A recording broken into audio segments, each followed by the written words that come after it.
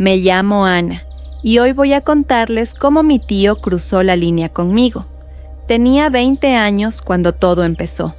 Me mandaron al campo por problemas en casa, pensando que allá estaría más segura. Pero fue justo ahí donde pasó lo que nadie se imagina. Mi tío Fabián no era como los demás. Silencioso, mayor, pero con una mirada que lo decía todo.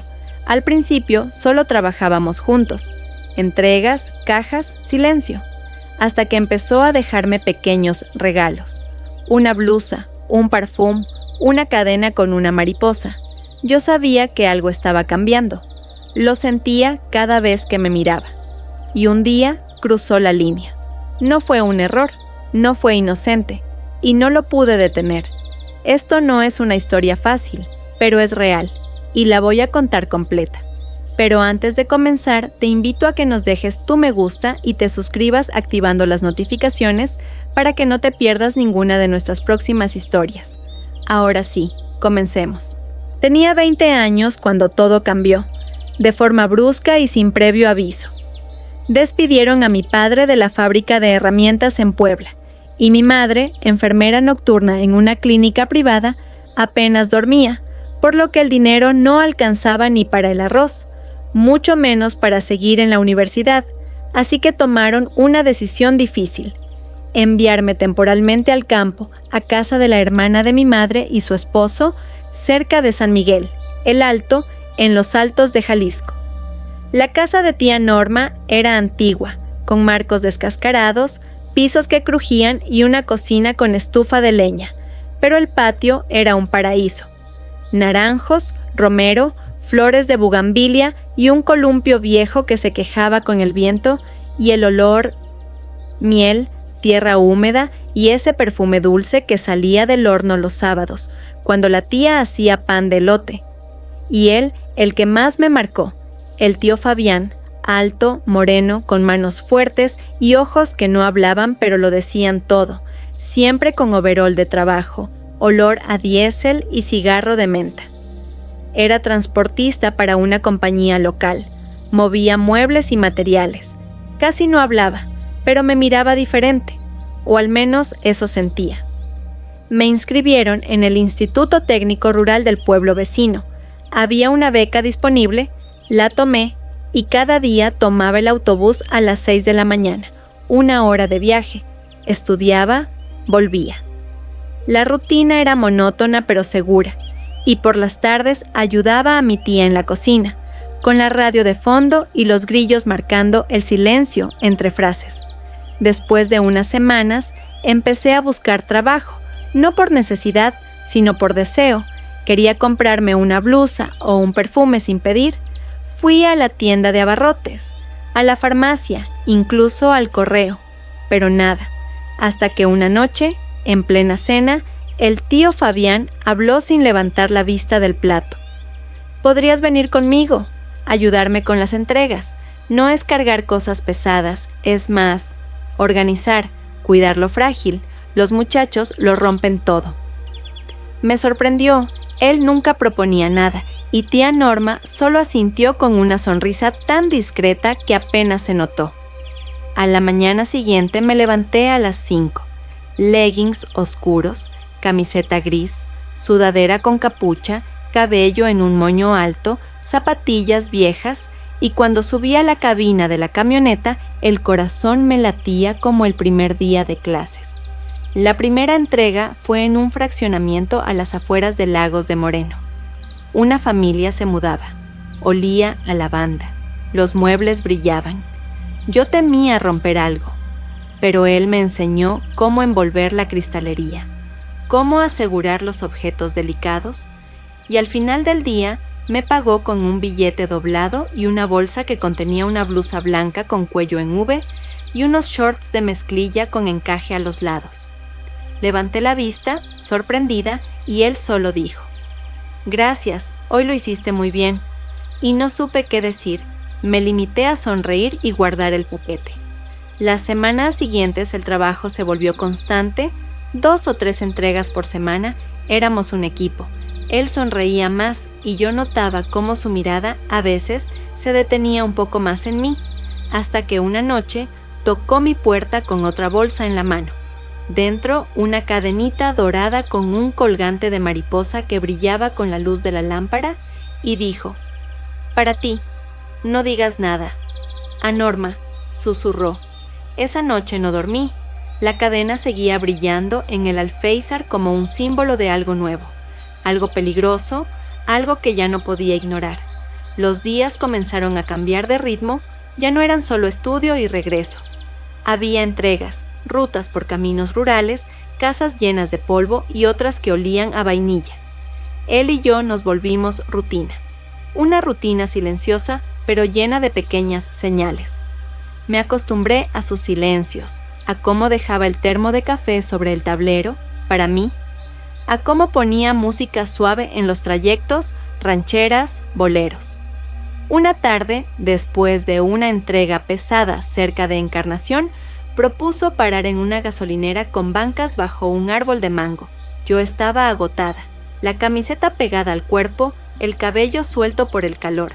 Él sacó una botella de agua fría y me la ofreció sin hablar. Me senté a su lado, no tan cerca, pero tampoco lejos, y entonces dijo: «Eres muy buena para esto. Observas, eres precisa». Le sonreí, y él me miró más de lo necesario. Esa noche soñé con sus dedos rozando mi brazo al ayudarme a bajar de la camioneta. Era un sueño tranquilo, pero desperté con el corazón agitado. Días después, mientras envolvía platos de cerámica, se acercó por detrás para ayudarme con el nudo de la caja. Sus manos rozaron las mías, lentas, cálidas, y susurró: «¿Te quedan bien esos shorts?». No respondí. Hice como que no escuché, pero por dentro algo se encendió. Al terminar el trabajo, me dio un pequeño paquete, una pinza para el cabello decorada con perlas falsas, y dijo: «Nada especial, solo pensé en ti».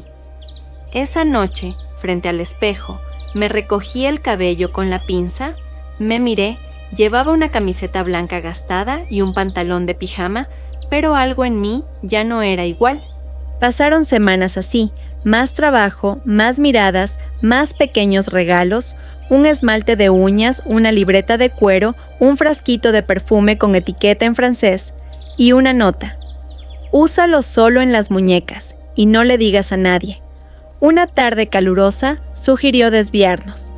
«Conozco un arroyo escondido, podemos refrescarnos un poco». Dudé, pero acepté. El agua era clara, rodeada de piedras lisas y sauces. Me metí con ropa interior negra. Él también, su torso bronceado, la cadena colgando. Parecía un hombre más joven. Se acercó nadando, sin prisa, y susurró: «Ya no eres una niña, Ana, y eres lista. Sabes lo que está pasando, ¿verdad?». No respondí. Crucé los brazos sobre mi pecho.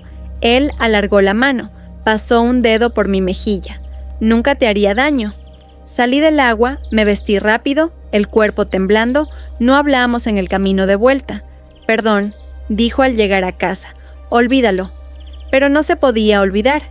Días espesos, aire denso, tía Norma cocinaba en silencio. Yo me sentía como si llevara otro cuerpo, hasta que vi la nota en el refrigerador. Me fui a Guadalajara, regreso en 2 días. «Fabián». Sentí un hueco extraño en el pecho, no vacío, algo más confuso, como una espera sin nombre. 2 días después, volvió, no con palabras. Sobre la cómoda, un frasco de perfume distinto, francés otra vez, y una nota: «Solo para ti, solo en las muñecas». Esa noche me duché despacio, me puse la cadenita con la mariposa, una falda de mezclilla ajustada, me miré frente al espejo. Mis hombros, mis labios, mis caderas, no era la misma.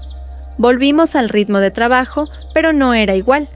Fabián evitaba mis ojos, pero yo lo notaba en sus gestos, en su voz quebrada cuando me decía mi nombre. Y yo también cambié. Elegía la ropa con más cuidado. Me ponía el perfume, al principio por costumbre, luego porque lo necesitaba. Empecé a esperarlo. Una entrega nos llevó a una vieja casa en Tepatitlán. Libros antiguos, copas de cristal, muñecas de porcelana, la familia elegante, yo fuera de lugar, llevaba una falda beige cruzada, blusa blanca sin sujetador, el cabello en un moño flojo, nerviosa. Mientras envolvía platos, él se acercó, sus dedos rozaron mi codo. El color claro, ¿te queda bien? Me giré, estaba demasiado cerca. Sus ojos se detuvieron en mis clavículas. Vi cómo su cuello se tensaba. Luego se alejó de golpe. Prepara la habitación principal. Subí al desván, olía a polvo y lavanda vieja. Él llegó después con un sombrero antiguo en la mano. Ahora sí, toda una dama del desván. Nos reímos. Me colocó el sombrero en la cabeza, nos miramos. Su mirada ya no era la de un tío, era la de un hombre. Me tomó el rostro. ¿Tú? ¿Quieres esto? No hablé, solo lo miré. Él retrocedió, caminó a la ventana. Vamos, hay que bajar. Esa noche no pude con el silencio. Me puse la blusa abierta, un sostén de encaje negro. Me senté frente al espejo, música suave, una vela, me miré largo. ¿Qué veía él en mí? ¿Y por qué eso me gustaba tanto? El otoño llegó sin que me diera cuenta. Las hojas cubrían el empedrado. El aliento salía blanco. Mis botas, mis vestidos largos, mi labial discreto.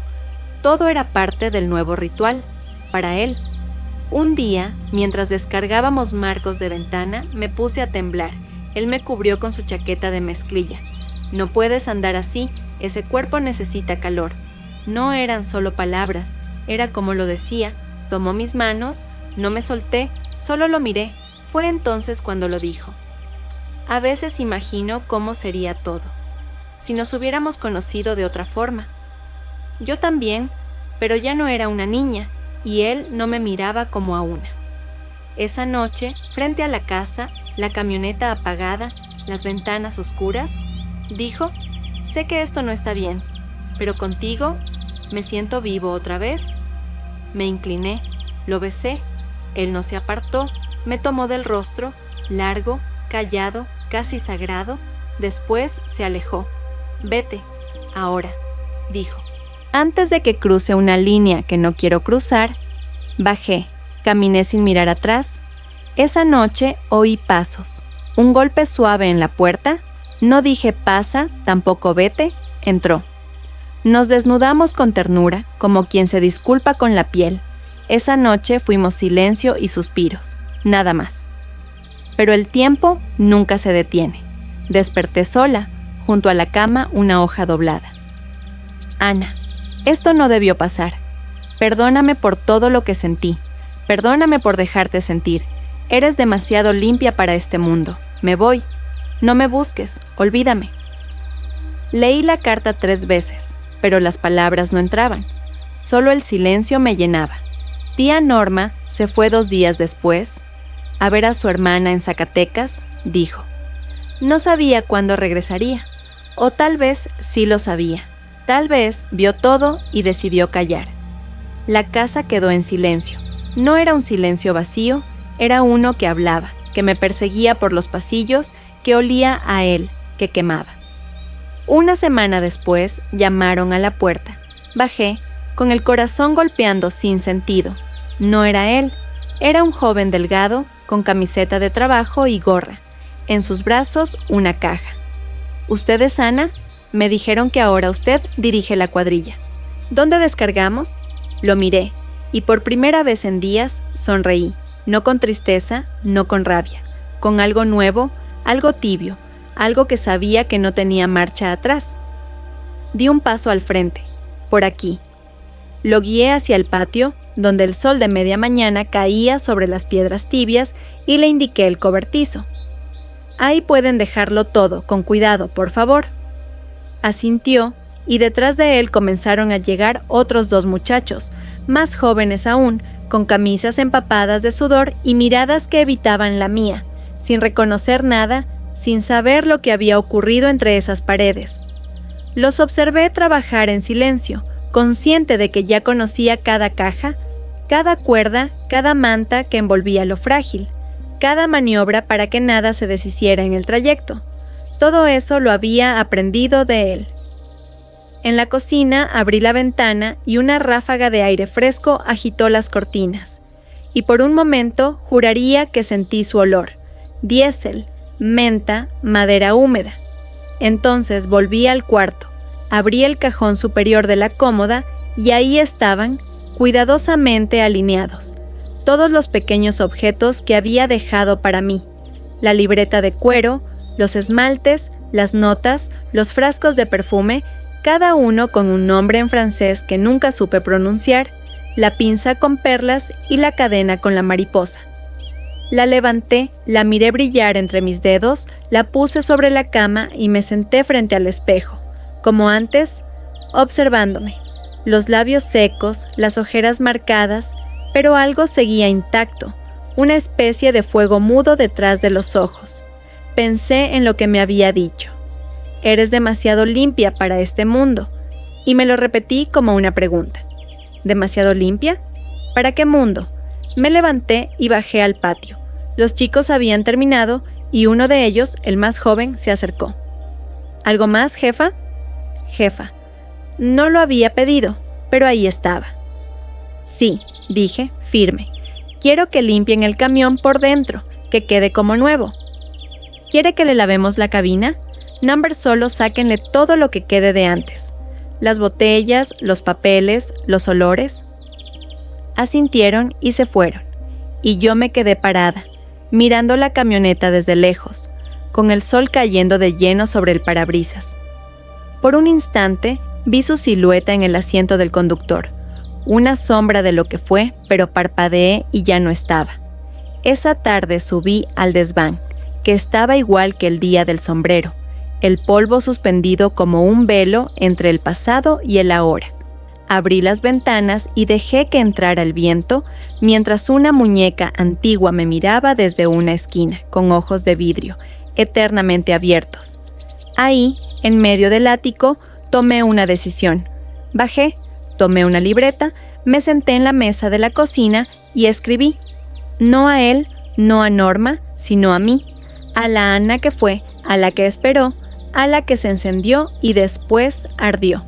Le conté todo, desde el primer temblor en el pecho al subir a la camioneta, hasta el roce de sus dedos, la forma en que su voz temblaba. Le hablé del arroyo, del polvo, del perfume, de la falda beige, del miedo y del deseo, y al final de la carta me perdoné. Sí, me perdoné por haber sentido, por haber deseado, por no haber huido, por haberme quedado, por haber amado a alguien que no debía, por no haber llorado, por haber querido que se quedara. Luego cerré la libreta, la até con una cinta roja y la guardé en una caja de madera, bajo llave. El siguiente mes me dediqué a trabajar. Me hice cargo de las entregas, organicé las rutas, hablé con proveedores y poco a poco los hombres me obedecían sin preguntas. Los llamaba por su nombre, sabía cuándo estaban cansados, aprendí a distinguir el peso de un espejo solo por el sonido del marco contra la madera. Fabián me había enseñado bien. Una tarde, mientras revisaba un pedido de tornillos en el centro, escuché una canción. Un bolero suave, antiguo. Contigo aprendí. Sonaba desde una tienda cercana. Me detuve, cerré los ojos y lo sentí. No su ausencia, no su sombra, sino a él. Vivo, latente, como si siguiera aquí, no en carne, sino en cada movimiento que yo hacía, en cada instrucción que daba, en cada caja que envolvía, en cada vez que olía el perfume y recordaba su nota. Solo en las muñecas. Esa noche, antes de dormir, abrí la ventana. El viento trajo el canto lejano de los grillos y me di cuenta de algo. No lo había olvidado, pero tampoco lo buscaba ya. Vivía en una parte de mí donde ya no dolía, donde se había vuelto raíz, donde ya no ardía. Me puse el perfume, una gota, solo en las muñecas y dormí en paz por primera vez. Pasaron los meses. Una mañana llegó una carta, sin remitente, sin nombre, solo una hoja cuidadosamente doblada que decía: Ana, ya no me siento vivo sin ti, pero no regreso, te juro que no, solo quería que supieras que si alguna vez te sentiste sola en lo que vivimos, no fue así. Yo también me encendí, y aún ardo. No lloré, no lo necesité, quemé la carta en el horno de leña, el mismo donde la tía hacía pan de elote. El humo olió a lavanda, a romero, a algo antiguo, algo que se va, algo que se queda. Y mientras las cenizas flotaban en el aire, me dije algo en voz baja. Esto también soy yo ahora. Fui al patio, el columpio se movía con el viento, las bugambilias caían como fuego lento sobre las piedras, el cielo limpio. Y allí, en medio de todo, supe que nunca se va lo que nos cambia, que se transforma, que se queda bajo la piel, en la memoria de los dedos, en el roce del perfume. Y con eso basta, basta para seguir, basta para volver a empezar. A veces, la vida se parte en dos sin que podamos evitarlo. Hay un antes y un después, y entre esos dos momentos se abre un abismo que nos obliga a vernos con otros ojos. Eso fue lo que me pasó. Yo me llamo Ana y esta historia que acabo de contar no es solo la historia de un hecho que cruzó todos los límites, sino también la historia de cómo me enfrenté a algo que no pedí, que no provoqué, pero que me marcó para siempre. No se trata de señalar con el dedo o de limpiar a alguien del todo, ni de ensuciarme a mí. Se trata de entender, de aceptar, de sanar. Porque en esta historia, aunque otros tomaron decisiones sobre mí, al final fui yo la que tuvo que cargar con el eco de todo lo que pasó. Cuando tenía 20 años, pensaba que el mundo todavía era un lugar ordenado, lleno de reglas claras, lo correcto y lo incorrecto, lo permitido y lo prohibido, lo bueno y lo malo. Pero la vida no es así. Las emociones no siguen leyes. Lo sucio a veces se disfraza de ternura, y lo que duele puede parecer dulce al principio. Aprendí que hay personas que cruzan la línea no con violencia explícita, sino con gestos, regalos, silencios cargados de intención y una paciencia casi ritual.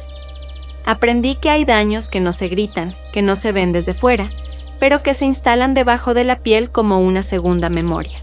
Una memoria que, aunque quieras borrarla, sigue ahí, silenciosa, haciendo preguntas que nadie más puede responder.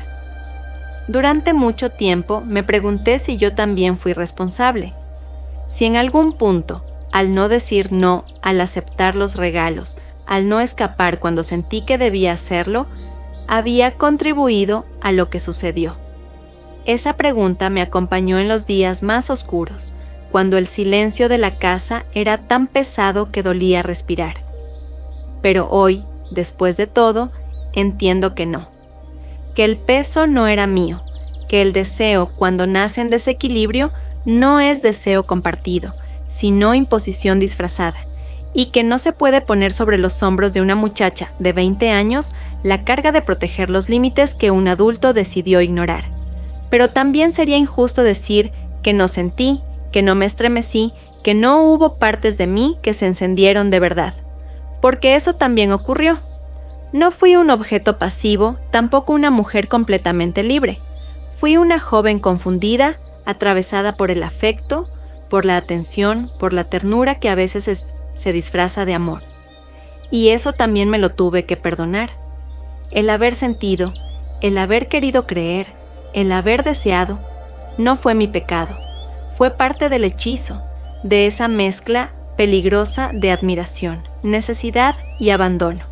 En el tiempo que pasó después de su partida, me descubrí muchas veces sola frente al espejo, preguntándome qué había cambiado en mí.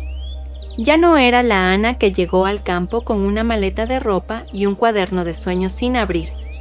Tampoco era la Ana de la falda beige y la cadenita de mariposa, confundida por una mezcla de miedo y deseo. Era una mujer distinta, más silenciosa, más fuerte y sí, más triste, pero también más real. El dolor, cuando se nombra, se transforma. Yo le puse nombre al mío, no para justificarlo ni para convertirlo en bandera, sino para poder mirarlo sin que me destruya. Le dije, esto fue lo que viviste, esto fue lo que sentiste, y aunque no lo elegiste, lo sobreviviste. Porque sí, eso es lo más importante, lo sobreviví. Y sobrevivir no es solo seguir respirando, es decidir cómo quieres vivir con lo que ya no se puede cambiar. Es tomar lo que duele y convertirlo en algo que te pertenezca. que no te controle. Es escribirlo, contarlo, decirlo en voz alta. Es, incluso, compartirlo con otras personas que tal vez han sentido lo mismo y han callado por miedo, por vergüenza, por culpa. Contar esta historia ha sido un acto de limpieza interna, no para justificar a nadie, sino para reconocerme a mí misma. Porque lo que viví no fue amor ni fue error, fue abuso. Y lo digo sin odio, sin rabia, pero con claridad. Fue abuso emocional, fue una seducción no pedida, fue una ruptura de confianza, fue una confusión construida con cuidado y sí, también fue una experiencia que me transformó para siempre. Pero esa transformación no me define en su totalidad. Hoy dirijo un equipo de trabajo. Organizo rutas, conozco el peso de las cosas. Me llaman jefa, no porque lo haya pedido, sino porque lo he demostrado. Soy la misma que alguna vez tembló al recibir una cadena con una mariposa, pero también soy la que supo cuándo detenerse, la que supo decir basta, la que ahora se levanta cada mañana con la certeza de que su valor no depende de la mirada de otro, sino de lo que construye cada día con sus propias manos. Y si algo quiero que quede como lección de esta historia, es esto, que no siempre lo que nos rompe nos destruye. A veces lo que duele también nos revela. Nos muestra una parte de nosotras que no conocíamos, una fuerza nueva, una compasión más honda, una voz más clara. No es justo que el dolor sea el precio de esa claridad, pero a veces así ocurre. Y cuando ocurre, lo único que podemos hacer es no permitir que ese dolor nos robe el futuro. Sé que muchas personas que lean esto pueden sentirse incómodas. Tal vez duden de mí, tal vez se pregunten por qué no hablé antes, por qué no grité, por qué no huí. Pero no importa. Yo no hablo por ellas, hablo por mí. Por esa Ana de 20 años que no tenía las herramientas para entender lo que estaba pasando, pero que aún así sobrevivió. Hablo por la Ana que quiso sentirse querida, vista, cuidada y que confundió atención con afecto verdadero. Hablo por la Ana que lloró en silencio, que se cuestionó 1000 veces, que escribió cartas que nunca envió. Esa Ana merece compasión, no juicio. Hoy sé que nunca estuve sola, que lo que viví no fue un caso aislado, sino parte de una realidad que muchas mujeres enfrentan en silencio. Tíos, padrastros, jefes, maestros, amigos de la familia, hombres mayores que se aprovechan de la vulnerabilidad de una joven, que saben exactamente cómo moverse sin levantar sospechas, cómo sembrar afecto y luego cosechar confusión. Hombres que cruzan la línea no con gritos, sino con flores, con gestos, con promesas que nunca debieron hacerse. Y por eso hablo, para romper ese silencio, para decir que sí, que estas cosas pasan, que no siempre dejan marcas visibles, que no siempre hay testigos, pero que el impacto es profundo, que el cuerpo lo recuerda, que el corazón lo repite en sueños, pero también para decir que se puede salir de ahí, que se puede volver a respirar, que se puede reconstruir una vida, no perfecta, pero digna. Me costó mucho llegar a este punto, perdonarme, entenderme, dejar de buscar respuestas en quien ya no está. Me costó aprender a mirar el pasado sin temblar, a recordar sin enredarme en el dolor, pero hoy lo hago. Hoy miro hacia atrás no con nostalgia, sino con respeto. No por él, sino por mí, porque lo que él me quitó no define lo que yo construyo ahora. Mi valor no está en su mirada, ni en sus regalos, ni en su silencio roto. Mi valor está en mi voz, en mi capacidad de nombrar las cosas como son, en mi fuerza para seguir, para liderar, para cuidar de mí y de otros, en mi elección de amar diferente, de mirar a otros ojos sin miedo, sin repetir lo que me rompió. Al final, todo se resume en una frase que me repito como un mantra. No todo lo que arde destruye. A veces, también forja, y yo me forjé entre el humo de esa historia, entre las cenizas de una carta sin remitente, entre las notas de un bolero que ya no duele. Me forjé en silencio, pero hoy hablo, porque merezco contar mi historia, porque merezco escribir mi futuro con manos limpias y ojos abiertos. Y si estás leyendo esto y alguna vez viviste algo parecido, quiero decirte algo. No fue tu culpa. No estás sola. Y aún ardes, sí, pero puedes transformar ese fuego. No para quemarte, sino para alumbrarte el camino. Porque la vida sigue, porque tú sigues, y eso, en sí mismo, ya es una victoria. Dale me gusta, suscríbete y activa las notificaciones para no perderte ninguna de las próximas historias. Y si quieres mantener viva esta energía, deja en los comentarios. Hoy atraigo fuerza y crecimiento. Gracias por acompañarnos hasta el final de esta historia. Hasta la próxima, mis queridos amigos.